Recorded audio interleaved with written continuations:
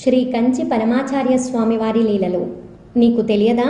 నీ బాలాజీ ఇక్కడే ఉన్నాడు. పరమాచార్య స్వామివారు అప్పుడు మహారాష్ట్రలో మకాన్ చేస్తున్న కాలం. ఒక జమీందారు స్వామివారికి సౌకర్యవంతమైన విడిది కోసం వారి అవసరాలన్నీ జాగ్రత్తగా చూసుకునేవాడు. ఆయన దగ్గర పనిచేసే ఒక సేవకుణ్ణి ఈ ఏర్పాట్లలో ఏమీ లోపం రాకుండా స్వామివారి నిత్య అవసరాలు చూసుకోవడానికి ఉంచాడు. ఆ యువకుని పేరు పవార్.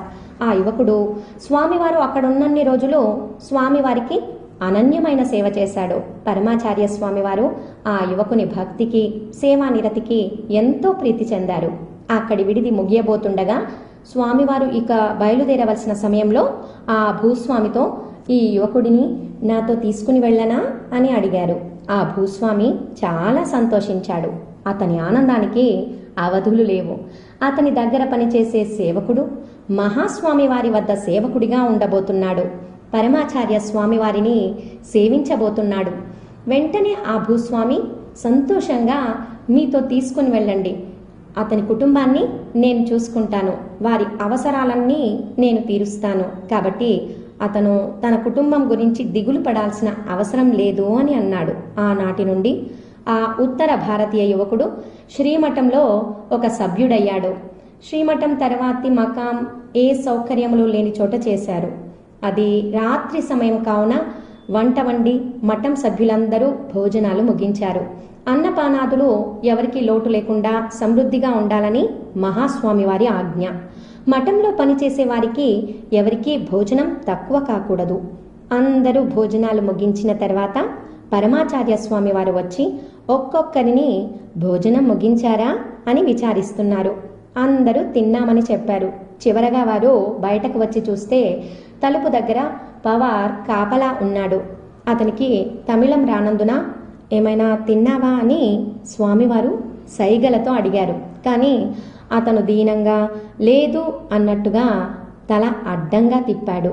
మహాస్వామివారు వెంటనే మఠం మేనేజర్ను పిలిచి, ఈ యువకుడు మనల్ని నమ్మి ఇక్కడికి వచ్చాడు, అతనికి భోజనం పెట్టాలని నీకు మరలా ఎందుకు అనిపించలేదు? అతను అడగకపోయినా, అతనికి మన భాష రాకపోయినా నువ్వు ఎందుకు అతని గురించి పట్టించుకోలేదు? కనీసం తిన్నావా అని అయినా అడిగావా? మీరందరూ తినేసి వంట వార్పు ఆపేశారు. ఈ నిర్మానుష్య ప్రదేశంలో అతనికి తినడానికి ఏమి దొరుకుతుంది అని అడిగారు. స్వామివారు చాలా కోపంగా మేనేజర్ను మందలించారు. తరువాత ఆ మేనేజర్ మహాస్వామి వారితో పవార్కు తినడానికి ఏమైనా ఏర్పాటు చేస్తాను అని చెప్పాడు. కొద్దిసేపటి తర్వాత ఒక వ్యక్తి సైకిల్లో ఒక క్యారేజీతో అక్కడికి వచ్చాడు. ఇంకా ఇక్కడ గుడారాలలో వెలుగు కనబడడంతో ఇక్కడికి వచ్చాను అని చెప్పాడు. వారు అతన్ని వివరంలో అడగగా అతను ఇక్కడికి కొద్ది దూరంలో ఉన్న వారికి భోజనం తీసుకుని వెళ్తున్నానని, దారిలో వెళ్తూ స్వామివారిని దర్శించాలని వచ్చానని చెప్పాడు. వెంటనే పరమాచార్య స్వామివారు ఆ వ్యక్తితో పవార్ను చూపిస్తూ, నువ్వు తీసుకెళ్తున్న దాంట్లో కొద్ది ఆహారం ఇతనికి ఇవ్వగలవా అని అడిగారు. అపార కరుణకు సాకార రూపమైన మహాస్వామివారు తన సేవకుని కోసం ఒక అజ్ఞాత వ్యక్తిని అర్థిస్తున్నారు. వెంటనే ఆ వ్యక్తి, ఈ క్యారేజీలో ఆహారం ఉంది, అతన్ని తినమనండి, నేను వేరే ఏర్పాట్లు చేసుకుంటాను అని క్యారేజీని ఇచ్చి వెళ్ళిపోయాడు.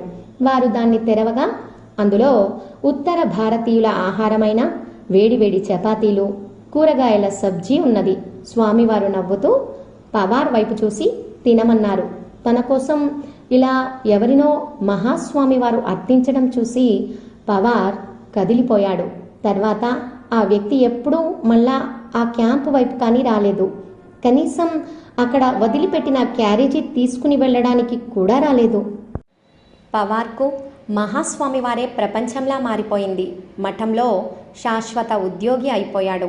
పరమాచార్య స్వామివారు మేనాలోనికి వెళ్లే వరకు అన్నీ తానై సేవించేవాడు. అన్ని అవసరాలని తీర్చేవాడు. కొన్ని సంవత్సరాల తర్వాత పవార్ కుటుంబం స్వామివారి దర్శనానికి కాంచీపురం వచ్చింది. కొన్ని రోజులు ఉండి స్వామివారిని దర్శించుకున్నారు. తర్వాత అక్కడి నుండి వారు తిరుమల వెళ్ళి శ్రీనివాసుని దర్శించుకోవాలనుకున్నారు. పవార్ వచ్చి స్వామివారికి వారి కోరిక తెలుపగా సంతోషంగా వెళ్ళిరమ్మను అని చెప్పారు. మనసులో పవార్కు కూడా తన కుటుంబంతో వెళ్ళాలని ఉంది. దానికి మహాస్వామి వారి ఆశీస్సులు, అనుమతి కావాలి. అది కాకుండా తను వాళ్లతో వెళ్తే స్వామివారి అవసరాలని ఎవరు చూసుకుంటారో? కావున కేవలం ఒక్కరోజు మాత్రమే వెళ్ళి వద్దామని స్వామివారిని అనుమతి అడిగాడు. స్వామివారు అతనితో, నీకు బాలాజీని చూడాలని ఉందా? సరే, వాళ్లతో కూడా వెళ్ళు అని సెలవిచ్చారు. పవార్ చాలా సంతోషించాడు. స్వామివారు మేనాలోనికి వెళ్ళగానే దాని తలుపులు గట్టిగా మూయడం, ఉదయాన్నే స్వామివారి కంటే ముందే మేల్కొని స్వామివారి మేనా తలుపులు తీయడం పవార్ దినచర్య. ఆ రోజు ఉదయం పవార్, అతని కుటుంబం తిరుమల వెళ్ళాలని నిశ్చయించుకున్నారు. రోజులాగే ఆ రోజు కూడా మేనా తలుపులు తీసి ఉదయం చేయవలసిన పనులన్నీ చేసి తిరుమలకు వెళ్దాము అనుకున్నాడు. తెల్లవారగానే మేనా తలుపులు తీసి లోపలికి చూసి స్థానువై భక్తితో కన్నుల నీరు కారుతుండగా స్వామివారికి సాష్టాంగం చేసి నమస్కరించాడు.